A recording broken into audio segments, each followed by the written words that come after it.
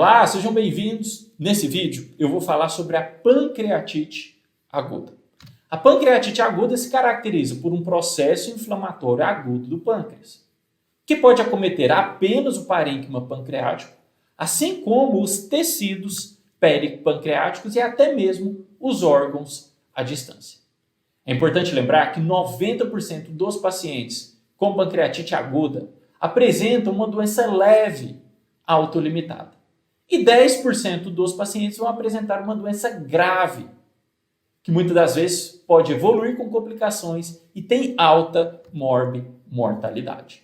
A classificação de Atlanta classifica a pancreatite aguda em dois grupos: a pancreatite aguda edematosa intersticial e a pancreatite necrosante. A pancreatite edematosa intersticial se caracteriza por um aumento difuso ou localizado do pâncreas. Nesses casos, nós temos um edema inflamatório sem necrose do pâncreas. A pancreatite edematosa intersticial ocorre em 90 a 95% dos casos, ou seja, é aquela forma mais leve, autolimitada. Ela ainda tem baixa mortalidade e, como eu já comentei, é autolimitada e geralmente a gente tem resolução em uma semana. E temos então também a pancreatite necrosante. Nesses casos, nós temos necrose do parênquima pancreático. Nós podemos ter também uma necrose dos tecidos peripancreáticos. Essa pancreatite mais grave, com alta morbimortalidade, ocorre em 5 a 10% dos casos de pancreatite aguda. E trata-se, então, como eu já comentei, da forma grave da pancreatite aguda. Quando a gente fala das causas de mortalidade em indivíduos com pancreatite aguda, nas 2 primeiras semanas da doença, o paciente geralmente morre ou por uma resposta inflamatória sistêmica ou por falência múltipla de órgãos. E a partir da 2ª semana, a principal causa de morte de indivíduos com pancreatite aguda é a sepse. Agora eu vou falar das principais causas de pancreatite aguda. A principal causa de pancreatite aguda é a litíase biliar. Ela responde por 40% dos casos de pancreatite aguda. A pancreatite aguda ocorre em apenas 3 a 8% dos indivíduos que apresentam cálculos biliares. E por que a pancreatite aguda ocorre na litíase biliar? Indivíduos com litíase podem apresentar obstrução do ducto pancreático. E com essa obstrução, nós temos um aumento da pressão intraductal. Esse aumento da pressão intraductal ativa as enzimas digestivas que são produzidas no pâncreas. E por isso nós temos uma autodigestão do parênquima pancreático. Na litíase biliar, nós também podemos ter uma obstrução da ampola de Vater. Isso vai fazer com que a gente tenha um refluxo dos sais biliares para o pâncreas. E esses sais biliares, então, vão causar um processo inflamatório no parênquima hepático. É muito importante ressaltar que os cálculos menores que 5 milímetros, eles passam pelo ducto cístico, mas obstruem a ampola de Vater, aumentando assim o risco de pancreatite aguda. E nesse contexto, a lama biliar, que se caracteriza por uma suspensão viscosa no interior da vesícula biliar, a lama biliar ela contém uma grande quantidade de cálculos menores que 5 milímetros. Então, a lama biliar, que pode estar presente na vesícula, pode ser uma das causas de pancreatite aguda a partir do momento que a gente tem cálculos menores que 5 milímetros na lama biliar que podem obstruir a ampola de Vater. A segunda principal causa de pancreatite aguda é a pancreatite aguda alcoólica, ou seja, causada por um alto consumo de álcool. A pancreatite aguda por álcool responde por 30 a 35% dos casos de pancreatite aguda. Mas apenas 5 a 10% dos etilistas crônicos evoluem com pancreatite aguda. Então, não é todo etilista que vai evoluir com pancreatite aguda. E por que o álcool causa a pancreatite aguda? O álcool libera várias citocinas inflamatórias, como por exemplo NF-kappa-beta, TNF-alfa. O álcool também aumenta a atividade das capases. As caspases são proteases, ou seja, são enzimas que degradam as proteínas. Uma vez liberadas no parênquima hepático, vão fazer uma autodigestão do pâncreas. O álcool também reduz a perfusão, o fluxo sanguíneo pancreático. O álcool pode causar um espasmo do esfíncter de Oddi, aumentando a pressão intraductal lá no pâncreas. Aumentou a pressão intraductal, a gente tem a ativação das enzimas digestivas no próprio parênquima pancreático. Isso vai causar uma autodigestão do pâncreas.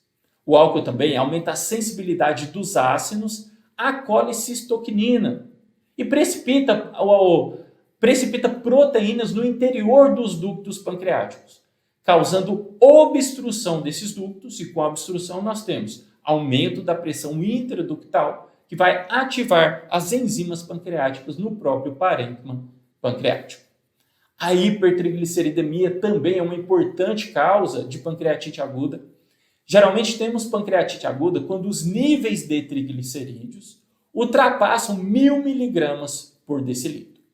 A hipertrigliceridemia responde por 1,3 a 3,8% dos casos de pancreatite aguda. O mecanismo fisiopatológico dessa condição ainda não é bem definido, mas a hipertrigliceridemia parece influenciar o metabolismo dos ácidos graxos. Parece também causar uma lesão das células acinares, que são justamente aquelas células que armazenam as enzimas digestivas, e pode também causar lesão endotelial no pâncreas.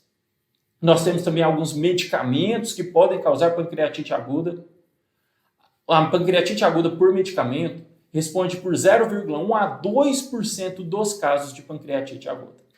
E esses medicamentos podem causar pancreatite aguda por reação de hipersensibilidade, por produção de toxina ou por efeito tóxico direto do próprio medicamento no parênquima hepático.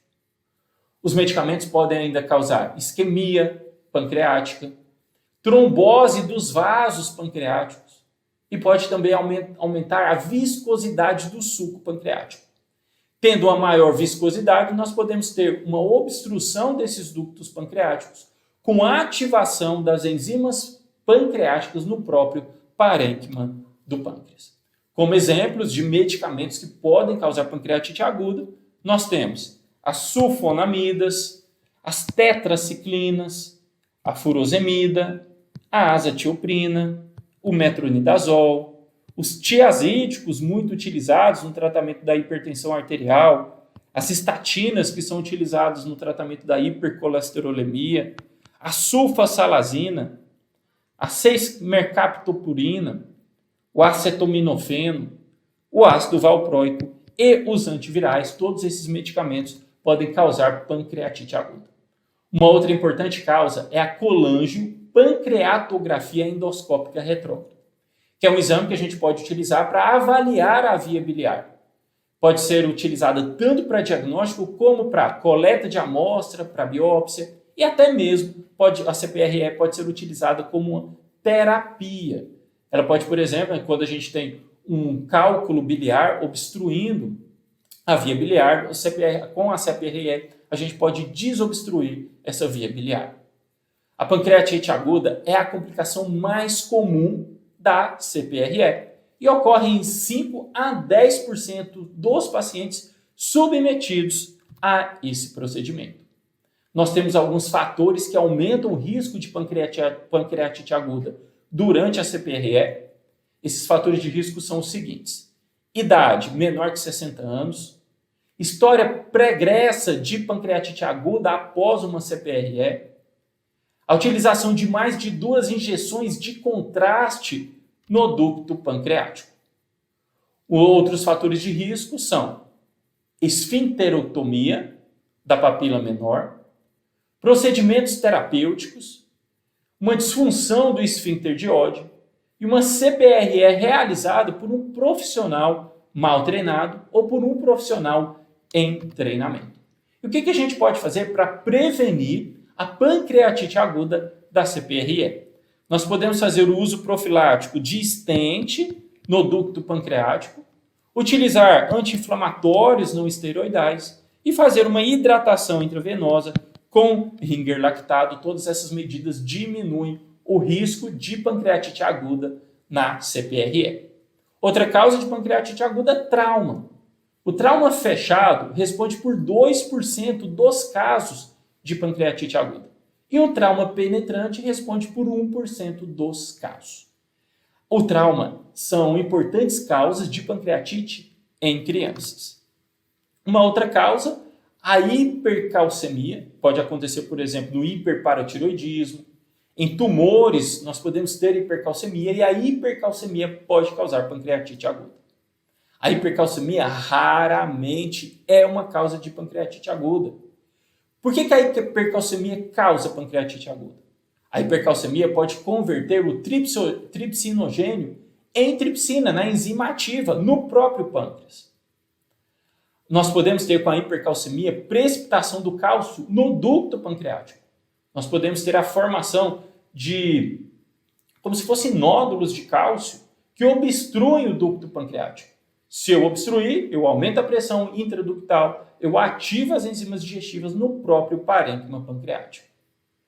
A hipercalcemia pode estar presente no hiperparatiroidismo, nas neoplasias, em intoxicações por vitamina D e também na sarcoidose. Nós podemos ter alterações anatômicas pancreáticas que justificam o aparecimento da pancreatite aguda. Essas alterações anatômicas podem alterar o fluxo das secreções pancreáticas. Nós temos, nesses casos, anomalias congênitas, tumores, parasitoses e o pâncreas divisum. Todas essas condições causam alterações anatômicas no pâncreas. Nós podemos ter pancreatite aguda de origem infecciosa. E essa infecção pode ser por vírus, como, por exemplo, vírus HIV, Coxsackie, herpes. Nós podemos ter infecções bacterianas, por exemplo, pelo micoplasma, pela legionela, leptospira e salmonela. Podemos ter infecções fúngicas causando pancreatite aguda, uma infecção pelo aspergillus, e podemos ter as parasitoses, ascaris, cryptosporidium e toxoplasmose. Algumas toxinas podem causar pancreatite aguda, a gente tem que lembrar sempre após acidentes com animais peçonhentos, com aracnídeos, répteis, e esses acidentes com animais peçonhentos podem liberar várias toxinas que causam uma inflamação aguda no pâncreas. Temos também causas vasculares, nós podemos ter isquemia do pâncreas. Em condições onde temos hemorragia, hipotensão, nós podemos ter diminuição do fluxo sanguíneo para o pâncreas. Isso vai causar uma isquemia pancreática e uma pancreatite aguda. Temos doenças como, por exemplo, as vasculites, que causam trombose nos vasos pancreáticos. Podemos ter também o ateroembolismo como causa de isquemia pancreática. Temos também a pancreatite aguda de causa genética. Nós podemos ter mutações de vários genes e essas mutações podem causar pancreatite aguda. Podemos ter, por exemplo, mutação no gene PRSS1, que é o gene do tripsinogênio catiônico. Podemos ter mutação no gene CFTR, que é o regulador transmembrana da fibrose cística. Podemos ter mutação no gene SPINK1, que é o inibidor de secreção da tripsina pancreática.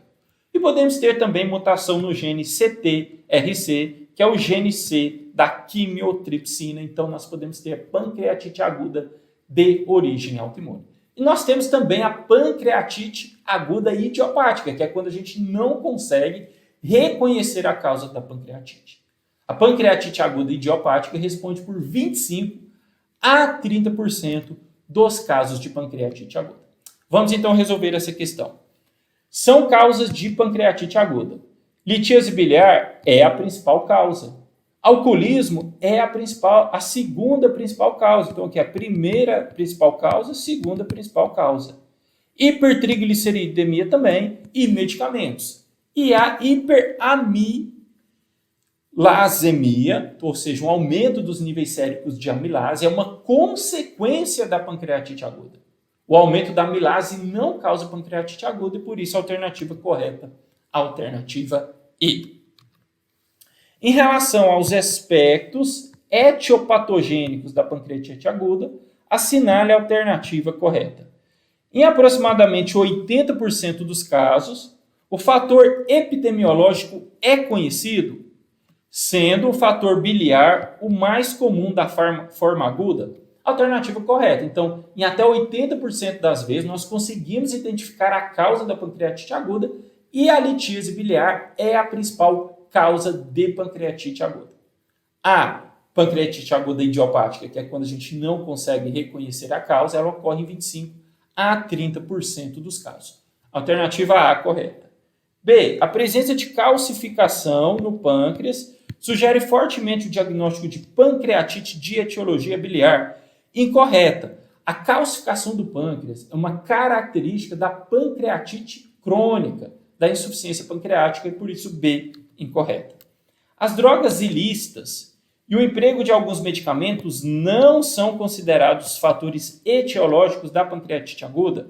Alternativa incorreta. Então, por exemplo, o uso de cocaína pode causar uma vasoconstrição, uma isquemia pancreática. Toxinas, medicamentos podem causar pancreatite aguda. Alternativa incorreta. Em aproximadamente 6% dos casos, não há causa definida, constituindo-se na pancreatite idiopática. Incorreta. A pancreatite idiopática ela responde por 25 a 30% dos casos e por isso a alternativa correta, a alternativa A. Quais são as duas principais causas de pancreatite aguda? Litíase biliar e a pancreatite aguda de etiologia alcoólica, alternativa C, correta. Agora eu vou falar um pouco da fisiopatologia. Por que a pancreatite aguda ocorre? É importante lembrar que o pâncreas é responsável pela produção das enzimas digestivas. O pâncreas produz amilase, lipase, protease.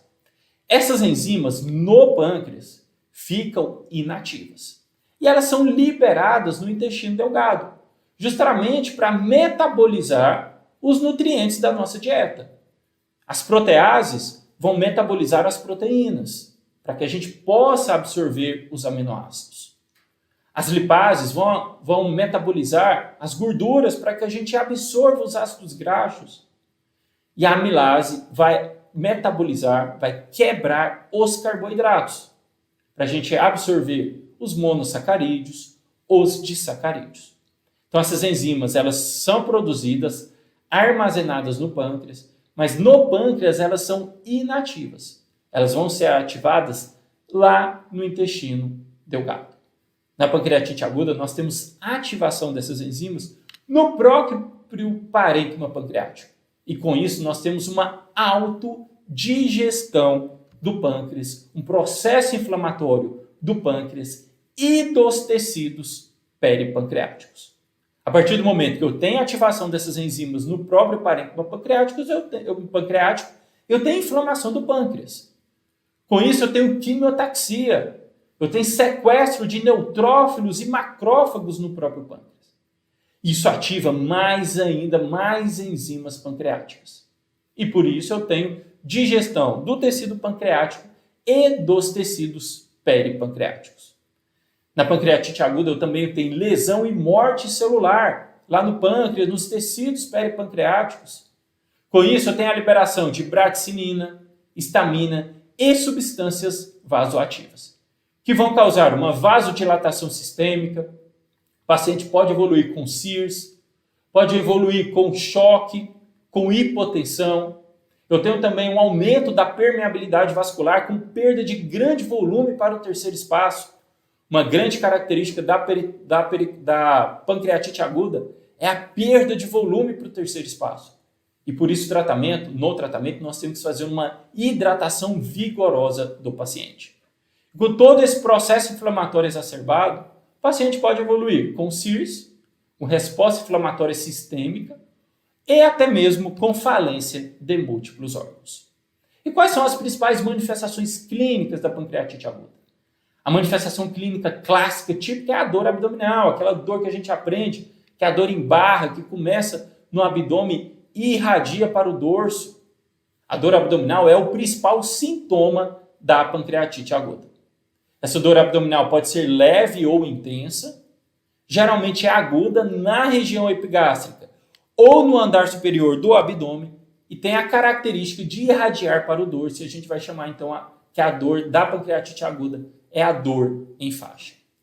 Essa dor, geralmente, ela pode também se irradiar para os flancos, para o tórax e para o abdômen inferior. Esse achado clássico de dor abdominal em faixa, que irradia para o dorso, ocorre em 50% dos casos. A dor abdominal da pancreatite aguda geralmente melhora na posição geno-peitoral e piora na posição supina. Ainda em relação às manifestações clínicas, o paciente pode apresentar náuseas, vômitos.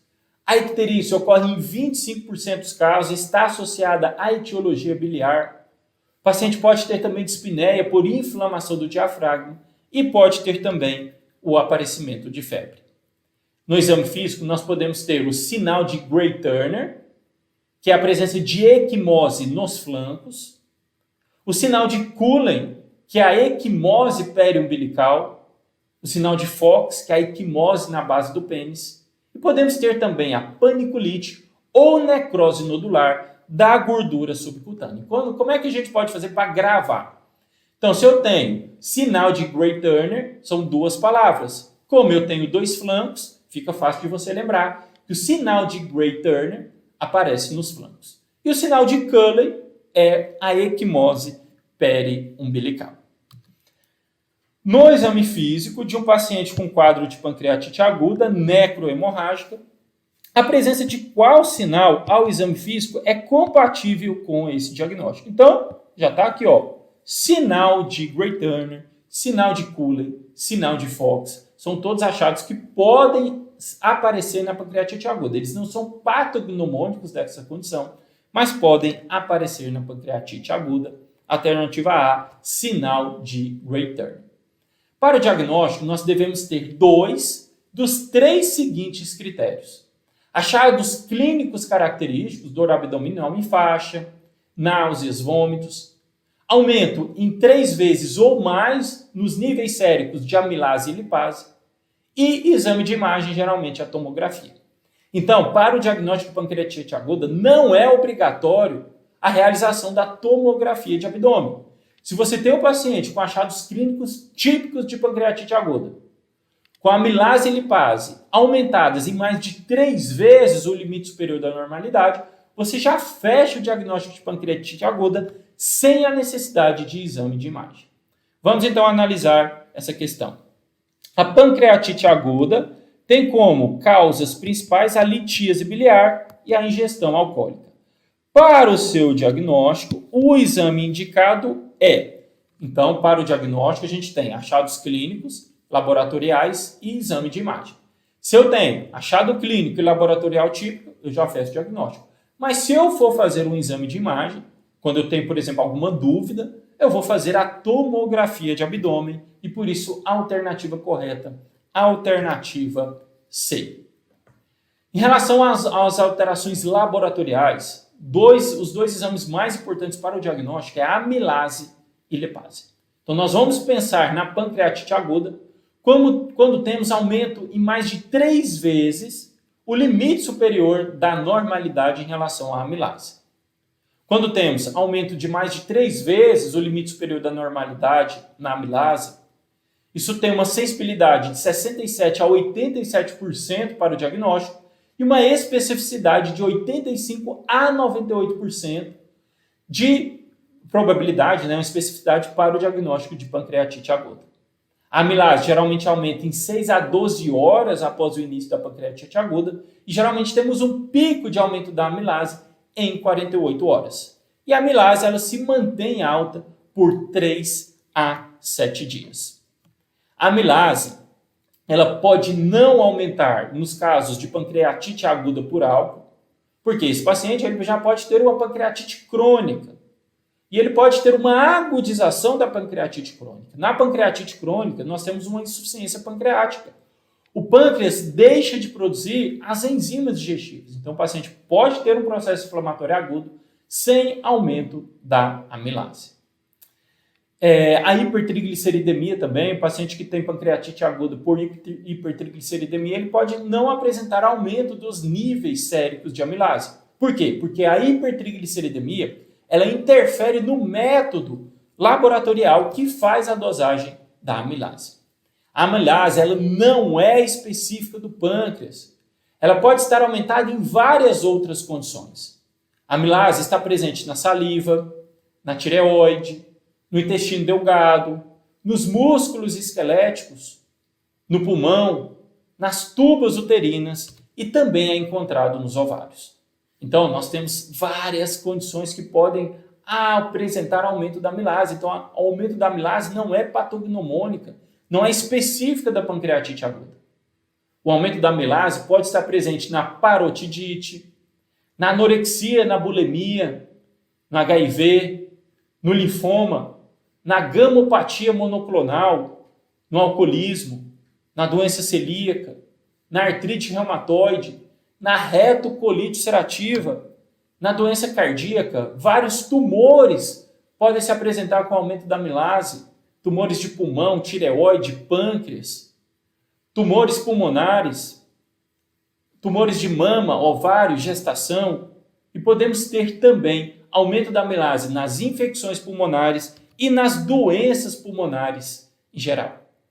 Alguns medicamentos também podem aumentar a amilase, opioides, ácido acetil salicílico, aspirina, didanosina, heroína, nitrofurantoína, clorpromazina e os estrogênios. Ainda em relação aos medicamentos que podem aumentar a amilase, lamivudina, metronidazol, metoclopramida e ácido valproico. A amilase ainda pode estar aumentada na pancreatite crônica, no pseudocisto pancreático e no trauma pancreático. Pode ainda estar aumentada na cetoacidose diabética, na insuficiência renal, na queimadura, nas doenças da via biliar, na obstrução intestinal, na úlcera péptica perfurada, na peritonite e no aneurisma da aorta. Ou seja, várias condições clínicas podem se apresentar com aumento dos níveis séricos de amilase. Com relação à amilasemia, é correto afirmar: geralmente se eleva após 48 horas do início de sintomas na pancreatite aguda. Incorreta. Ela tem um pico de aumento em 48 horas. É importante para o prognóstico? Não. Você pode ter níveis muito altos de amilase e lipase e isso não se associa ao prognóstico da pancreatite aguda. A hiperamilasemia pode ocorrer na parotidite? Correta. Nós temos amilase na saliva. A amilase é produzida pela parótida. E por isso, na parotidite, que é quando temos uma inflamação na parótida, nós podemos ter aumento da amilase. Tem maior especificidade do que a lipase? Incorreta. A lipase é mais específica para o diagnóstico de pancreatite aguda.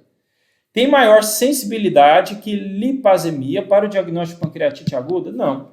A lipase ela é mais sensível e específica para o diagnóstico da pancreatite aguda e por isso a alternativa correta, a alternativa C, a hiperamilasemia, ela pode estar presente na parotidite.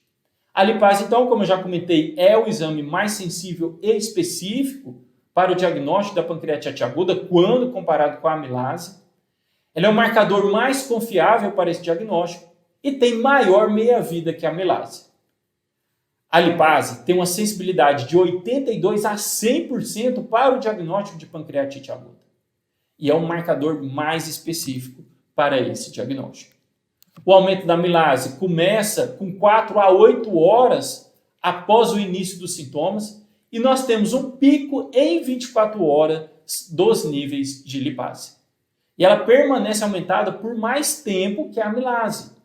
A lipase permanece aumentada por 8 a 14 dias. A lipase, ela pode também estar aumentada em outras condições. Pode estar aumentada na pancreatite crônica, na obstrução intestinal, no infarto intestinal, nos tumores de pâncreas, na cetoacidose diabética, na insuficiência renal, na colicistite aguda, na úlcera duodenal, no diabetes 2, no HIV.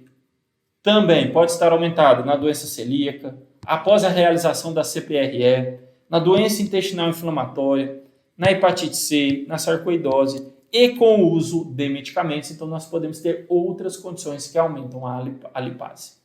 É importante lembrar que os níveis de amilase e lipase não se associam ao prognóstico da pancreatite aguda. Você pode ter níveis muito altos e isso não está associado a um pior prognóstico nesses pacientes.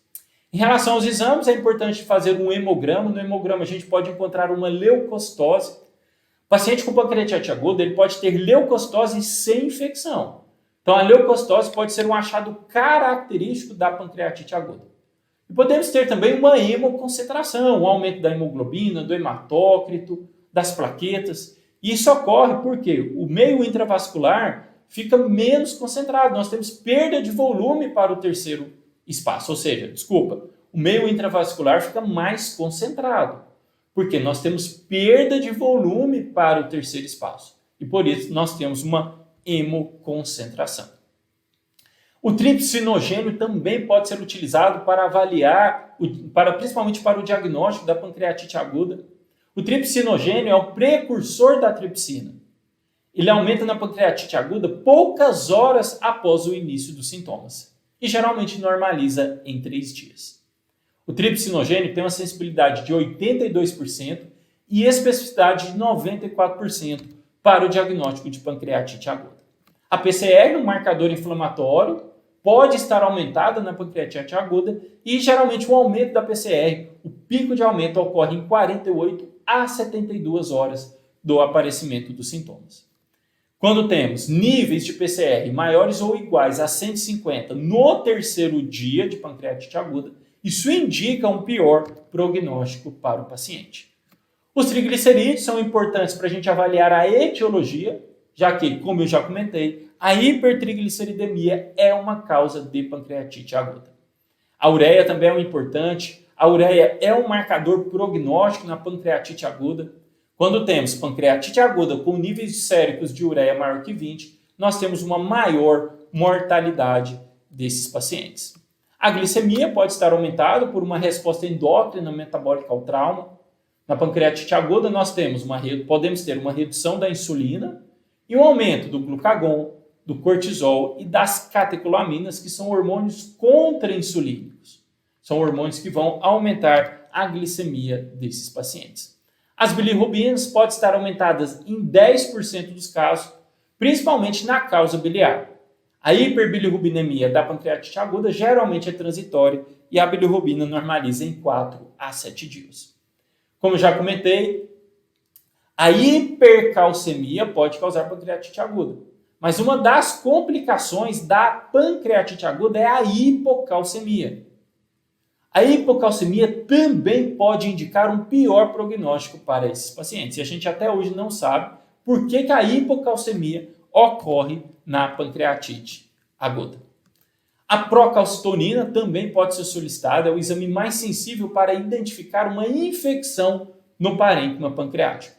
Quando temos níveis de procalcitonina maiores ou iguais a 3,8 dentro de 96 horas do aparecimento dos sintomas, isso indica a presença de necrose pancreática. A LT pode também estar aumentada, maior que 150 unidades por litro, principalmente quando temos etiologia biliar da pancreatite aguda. Nós temos alguns indicadores que indicam alta gravidade na pancreatite aguda. Hematócrito maior que 44%, uma ureia, como eu já comentei, maior que 20 mg por decilitro, e um PCR maior ou igual a 150 no terceiro dia de doença são marcadores de gravidade. Todo paciente com pancreatite aguda deve ser submetido a uma ultrassonografia de abdômen. Esse é um exame obrigatório no paciente com pancreatite aguda. Ele é realizado para a gente fazer o diagnóstico da etiologia biliar da pancreatite aguda. A ultrassonografia de abdômen deve ser feita dentro de 48 horas do aparecimento dos sintomas. Se o paciente tem pancreatite aguda, você fez a ultrassonografia, ele não tem cálculo, ele não tem lama biliar e não tem sinais de obstrução da via biliar, aí você vai fazer ou uma colangiorressonância ou uma ultrassonografia endoscópica para avaliar melhor esse paciente. Temos aqui uma paciente do sexo feminino, 52 anos, que é internado no setor de emergência com quadro de 20 horas de evolução de dor abdominal aguda, de forte intensidade, associada a náuseas e vômitos. A dor localiza-se no andar superior do abdômen e irradia-se para o dorso, ou seja, dor em faixa. O hemograma mostra uma leucocitose, 16.000 leucócitos, e a amilase é de 3.750, ou seja, um aumento muito importante da amilase. Então, o paciente tem quadro clínico típico e tem aumento da amilase. Então, a gente já fechou o diagnóstico de pancreatite aguda. Após atendimento inicial e com a evolução clínica favorável, qual exame complementar está indicado para definição do diagnóstico etiológico mais provável do quadro clínico apresentado? Qual é a principal causa de pancreatite aguda? Etiologia biliar. Por isso, nós vamos fazer uma ultrassonografia de abdômen em todos os pacientes com pancreatite aguda. Alternativa correta, alternativa E. A tomografia ela não é obrigatória, ela pode ser feita para o diagnóstico, mas se você tem um paciente com achados clínicos típicos, aumento da amilase e lipase em mais de 3 vezes o limite superior da normalidade, você já fecha o diagnóstico. A tomografia de abdômen ela não deve ser feita na pancreatite aguda leve, que é aquela pancreatite aguda que é autolimitada e que se resolve na maioria das vezes em uma semana. Então, quando é que a gente vai fazer a tomografia pensando na pancreatite aguda? Quando a gente tem uma dúvida diagnóstica, quando a gente não consegue fechar o diagnóstico apenas pela história clínica e pelos exames laboratoriais, quando a gente suspeita de complicações. Então, essa talvez seja a principal indicação da tomografia. Quando a gente suspeita que o paciente tem uma complicação da pancreatite aguda. E um outro dado muito importante, uma informação muito importante, é que a tomografia de abdômen na pancreatite aguda deve ser realizada após 72 horas do início dos sintomas, principalmente para o diagnóstico de complicações. Na pancreatite aguda, a tomografia serve tanto para diagnóstico como para prognóstico. Nós temos alguns scores que utilizam a tomografia para avaliar o prognóstico do paciente e também serve para avaliar a presença de complicações. A ultrassonografia endoscópica também pode ser utilizada. Ela é muito importante para o diagnóstico, principalmente etiológico, da pancreatite aguda, já que ela consegue fazer o diagnóstico da coledocolitíase. A ultrassonografia endoscópica possibilita uma melhor avaliação da via biliar e do pâncreas. A ressonância também pode ser realizada. É um ótimo exame para avaliar a presença de inflamação e necrose do pâncreas. É um ótimo exame para avaliar também a presença de líquido livre na cavidade abdominal. E tem a vantagem de que o paciente não é exposto à radiação. E a colangiorressonância, que é um exame também muito interessante, porque ele vai ser indicado principalmente nos casos de ovidose e ele consegue avaliar muito bem a anatomia do pâncreas. Consegue avaliar muito bem tanto os ductos biliares como os ductos pancreáticos. Agora eu vou falar um pouco como é que a gente pode avaliar a gravidade do paciente com pancreatite aguda. Nós temos alguns dados do paciente que já indicam uma maior gravidade, idade maior que 60 anos, a presença de obesidade, a história de alcoolismo e a presença de comorbidades associadas, como, por exemplo, insuficiência cardíaca, insuficiência renal e hepatopatia associada. E nós temos vários critérios, vários scores que a gente pode utilizar para avaliar a gravidade do paciente com pancreatite aguda. Um dos mais utilizados são os critérios de Hansen. Esses critérios utilizam 11 parâmetros, 5 são utilizados no momento da admissão e 6 outros parâmetros são utilizados 48 horas da admissão. E os critérios de Hansen, nós temos valores de corte para a etiologia biliar e outros valores de corte para a pancreatite aguda que não seja de etiologia biliar. Então aqui eu vou apresentar para vocês os critérios de Hansen. Admissão, etiologia não biliar. Idade maior que 55 anos, leucócitos maior que 16.000, glicemia maior que 200, LDH maior que 350, TGO maior que 250. Quanto mais critérios o paciente tiver, maior a gravidade dele. Ainda em relação aos critérios de Hansen, etiologia biliar agora, idade maior que 70 anos, leucócito maior que 18.000, glicemia maior que 220, LDH maior que 400, TGO maior que 250. Em 48 horas, na etiologia não biliar, nós vamos considerar então uma queda do hematócrito maior que 10%, um aumento da ureia maior que 10, um cálcio menor que 8, uma PaO2 menor que 60, base excess menor que menos 4 e uma perda estimada de líquido maior que 6 litros. Para a etiologia biliar, queda do hematócrito maior que 10, aumento da ureia maior que 4, cálcio menor que 8, PaO2 menor que 60, base excess menor que menos 5 e perda estimada de líquidos maior que 4 litros. Qual que é o problema dos critérios de Hansen? É que ele não é totalmente realizado na admissão, então a gente tem que esperar 48 horas para a gente completar os critérios de Hansen, já que algumas análises são feitas na admissão e outras análises com 48 horas da admissão. Os critérios de Hansen têm um valor preditivo positivo baixo, de apenas 50%. Mas tem um valor preditivo negativo alto, de 90%. Então, são critérios muito utilizados para excluir os casos graves. Então, tem um alto valor preditivo negativo e você exclui os casos graves. Quando é que a gente vai considerar uma pancreatite grave?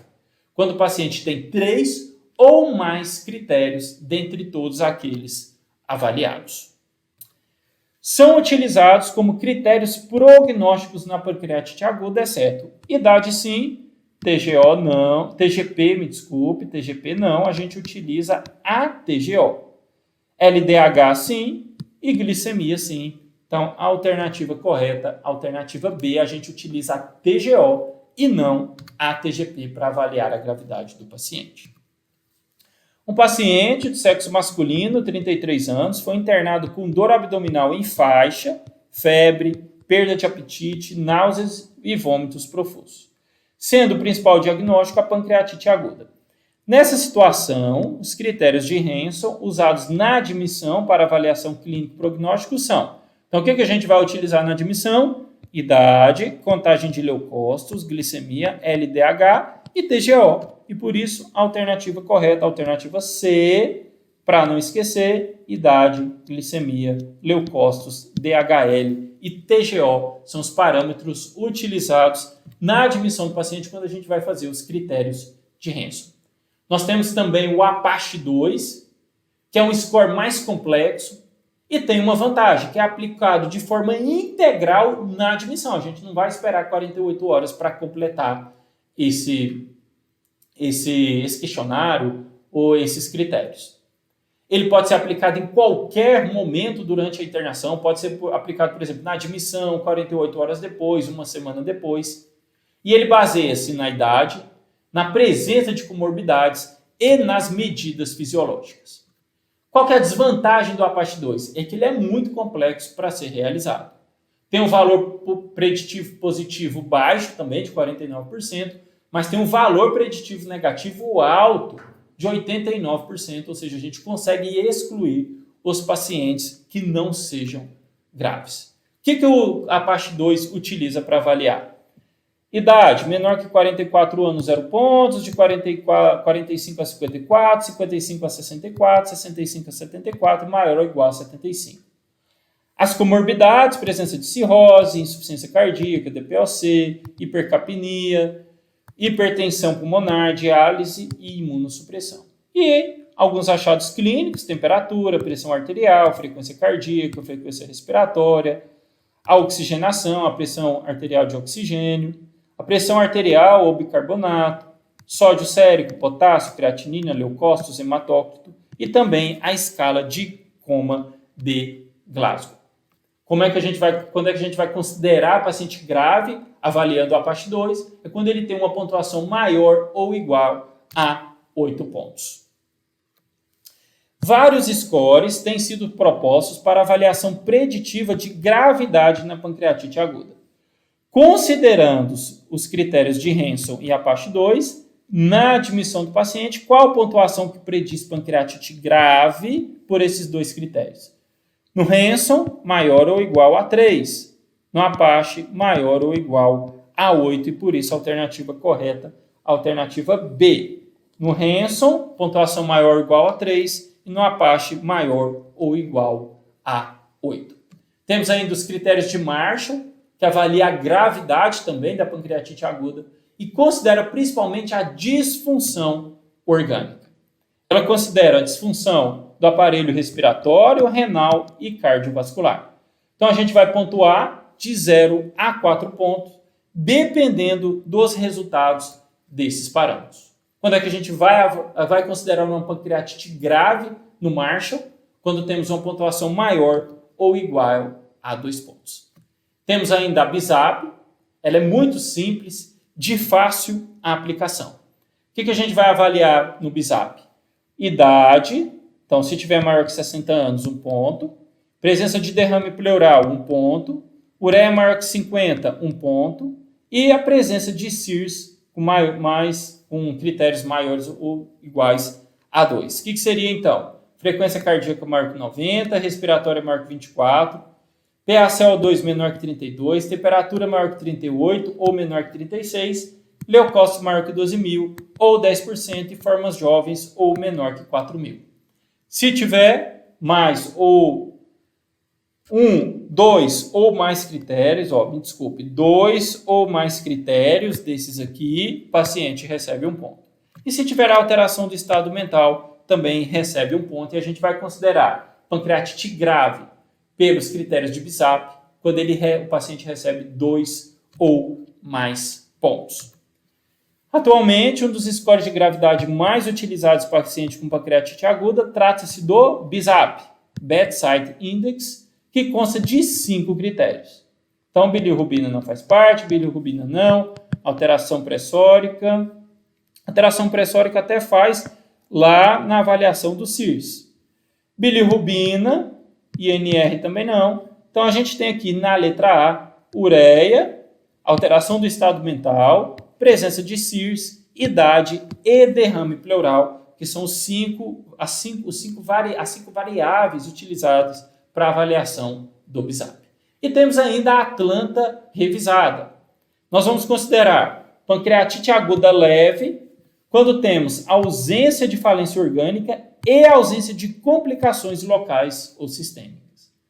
Pancreatite aguda moderadamente grave, quando temos falência orgânica reversível em 48 horas, ou seja, uma falência orgânica transitória, e ou a presença de complicações locais ou sistêmicas. E pancreatite aguda grave, quando temos falência orgânica não reversível em 48 horas, ou seja, uma falência orgânica persistente. O Atlanta revisada é muito fácil, né? Muito simples de ser realizado. E o que seria, nesses critérios de Atlanta, uma complicação local? Seria, então, coleções peripancreáticas ou coleções necróticas. E as complicações sistêmicas seria agravamento ou exacerbação das comorbidades prévias. E temos ainda, para avaliar prognóstico, gravidade dos pacientes, o índice de gravidade por tomografia. Para o cálculo desse índice, nós temos que avaliar achados tomográficos pelos critérios de Baltazar, mais o percentual de necrose do parênquima pela tomografia. Vou apresentar então primeiro os critérios de Baltazar. Nós temos então A, quando temos o pâncreas normal, o paciente recebe nenhum ponto. B, quando temos aumento focal ou difuso do pâncreas, 1 ponto. C, inflamação peripancreática associada a anomalias pancreáticas, 2 pontos. Coleção líquida em apenas uma localização, 3 pontos. E 2 ou mais coleções líquidas e ou gás no pâncreas e adjacências, 4 pontos. Então, os critérios de Baltazar, eles são avaliados pela tomografia. Então, vamos avaliar o critério de Baltazar, os critérios de Baltazar e a presença de necrose pancreática. Se o paciente não tem nenhuma necrose, 0 pontos. Menos de 30% do parênquima com necrose, 1 ponto. De 30% a 50% de parênquima pancreático com necrose, 2 pontos. E mais de 50% do parênquima com necrose, 3 pontos. E aí, então, a gente vai somar as duas pontuações, a pontuação da necrose e a pontuação dos critérios de Baltazar. Se o paciente tem de 0 a 1 ponto, ele tem 0 de mortalidade e 0 de morbidade. Se ele tem de 2 a 3 pontos, 3% de mortalidade, 8% de morbidade. 4 a 6 pontos, 6% de mortalidade, 35% de morbidade. E 7 a 10 pontos, 17% de mortalidade e 92% de morbidade. Paciente, 55 anos, deu entrada no pronto-socorro com dor em andar superior do abdômen de forte intensidade. Foi internado com o diagnóstico de pancreatite aguda biliar. No terceiro dia de internação, realizou tomografia de abdômen com o diagnóstico de Baltazar B. Esse quadro significa, vamos então revisar, quando temos critério de Baltazar A, pâncreas normal. B, aumento focal ou difuso do pâncreas. C, inflamação peripancreática associada a anomalias pancreáticas. D, coleção líquida em apenas uma localização. E E, 2 ou mais coleções líquidas e ou gás no parênquima e adjacência. A questão quer saber do critério de Baltazar B. Então, nós vamos procurar lá nas alternativas um aumento focal ou difuso do pâncreas. Por isso, a alternativa correta, alternativa D. E na pancreatite aguda, a gente pode ter algumas complicações. Quando é que a gente vai pensar em complicações na pancreatite aguda? Quando o paciente tem resistência, ele não melhora a dor abdominal, ou quando ele melhora e tem recidiva, tem recorrência da dor. Quando nós temos um aumento novo da lipase, o paciente evoluiu com melhora da lipase e de repente ela aumentou novamente. Quando o paciente evolui com piora clínica, com disfunção orgânica. Quando evolui, por exemplo, com sepse, febre e piora da leucocitose. É importante lembrar que na pancreatite aguda nós podemos ter febre e leucocitose. Então ela pode fazer, esses dois achados podem fazer parte do quadro clínico típico da pancreatite aguda. Mas se você tem um paciente que está piorando o estado clínico, teve uma piora da leucocitose, não tinha febre, apareceu febre, são indícios de que ele está evoluindo com complicações.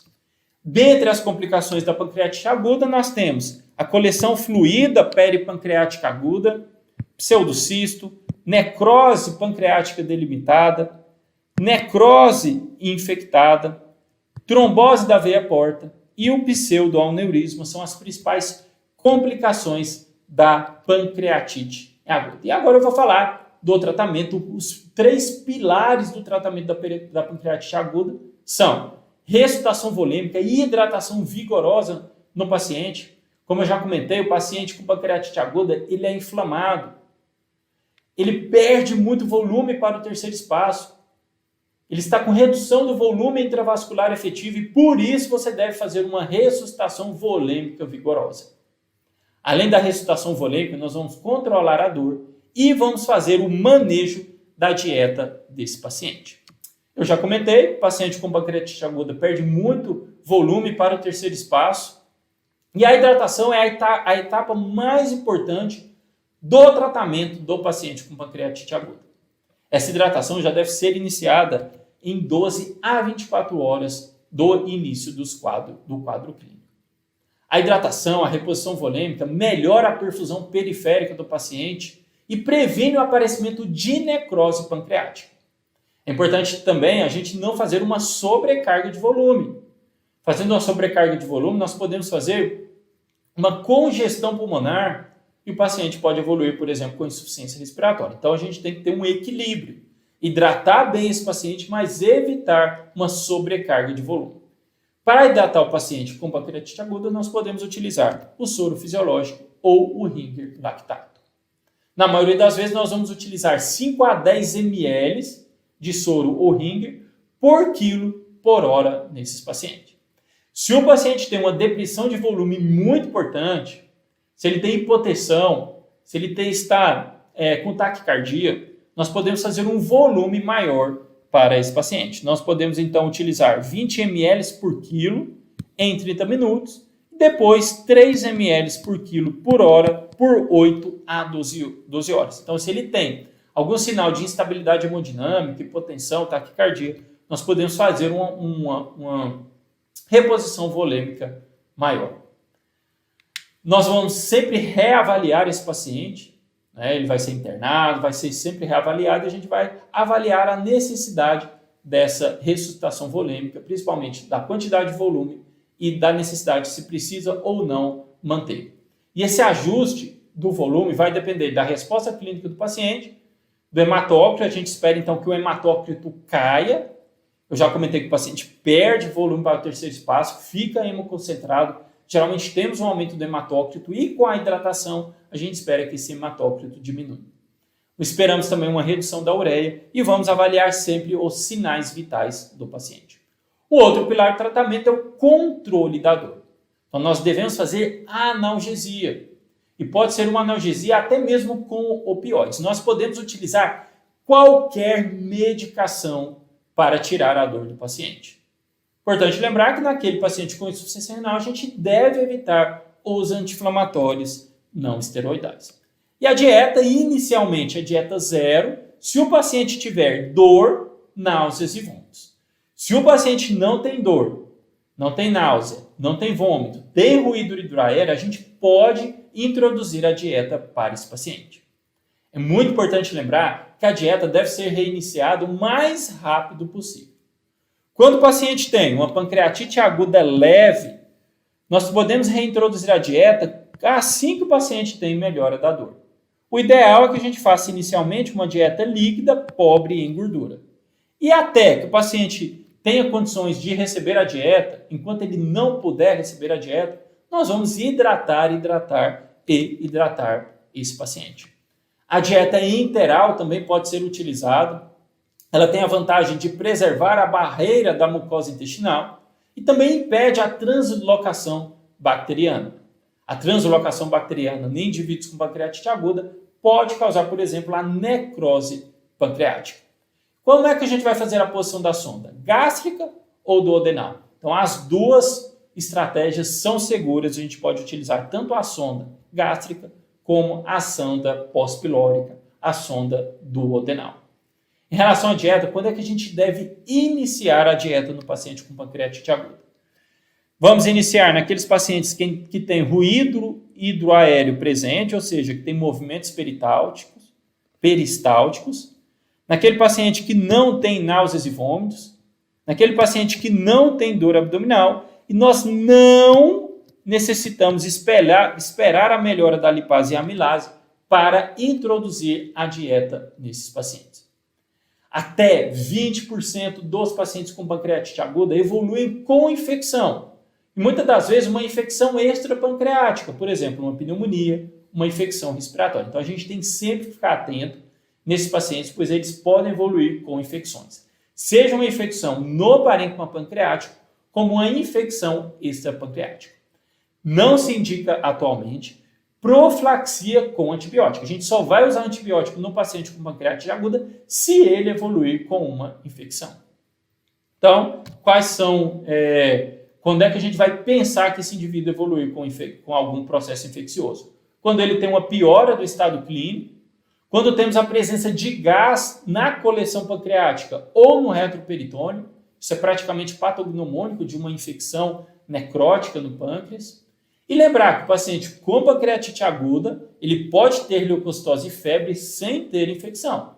A gente vai avaliar, por exemplo, a piora clínica, a fazer uma tomografia para ver se ele não tem uma necrose infectada no pâncreas. Que antibiótico utilizar? Nós vamos utilizar antibióticos que penetram no parênquima pancreático. Esses antibióticos devem cobrir aeróbios, anaeróbios, gram-positivos e gram-negativos. Então, quais são os antibióticos que a gente vai usar? Carbapenêmicos, imipenem ou meropenem, ou quinolonas, ciprofloxacina ou levofloxacina, e podemos também utilizar ceftazidina ou cefepime em associação ao metronidazol. Mulher, 53 anos, previamente ígida, comparece ao pronto atendimento com queixa de dor intensa no andar superior do abdômen associada a vômitos. Exame físico, pressão 130/70, 114 batimentos por minuto, 23 incursões respiratórias por minuto. Temperatura 38, ou seja, febril. Ela tem uma dor à palpação no epigastro, sem sinais de irritação peritoneal. Restante do exame clínico, normal. Tem hemoglobina de 9, leucócito 16.400, neutrófilo 11.240, plaqueta normal, creatinina normal, lipase bem aumentada e lipase também bem aumentada. Ou seja, ela tem um quadro clínico típico e tem amilase e lipase aumentadas em mais de 3 vezes o limite superior da normalidade, então a gente fecha o diagnóstico de pancreatite aguda. Sobre o caso descrito, assinale a alternativa correta. A analgesia pode ser feita com analgésicos opioides potentes como a morfina? Sim, nós podemos utilizar qualquer analgésico para tratar a dor do paciente com pancreatite aguda, alternativa A correta. B. A paciente deve permanecer em jejum até completa resolução clínica e laboratorial. Paciente tem ruído hidroaéreo, não tem dor, não tem náusea, não tem vômito, a gente vai reiniciar a dieta, por isso B, incorreta. Há indícios de infecção bacteriana e deve iniciar antibiótico carbapenêmico. A paciente tem febre, tem leucocitose, mas esses achados podem ser típicos da pancreatite aguda. Então, nós não temos nenhum outro dado típico que sugira a presença de infecção incorreta. E D, a paciente já apresenta critérios de pancreatite aguda moderadamente grave pela classificação de Atlanta. Vamos relembrar a classificação de Atlanta? Nós temos, na classificação de Atlanta, pancreatite aguda leve, ausência de falência orgânica e ausência de complicações locais e sistêmicas. Pancreatite aguda moderadamente grave, falência orgânica reversível em 48 horas e ou presença de complicações locais ou sistêmicas. E pancreatite aguda grave, falência orgânica não reversível em 48 horas, ou seja, uma falência orgânica persistente. Então, a paciente já apresenta critérios de pancreatite aguda moderadamente grave pela classificação de Atlanta? Ela não tem, então por isso a alternativa correta, alternativa A. Era esse então que eu tinha para passar para vocês, espero que vocês tenham aproveitado. Um abraço e até mais.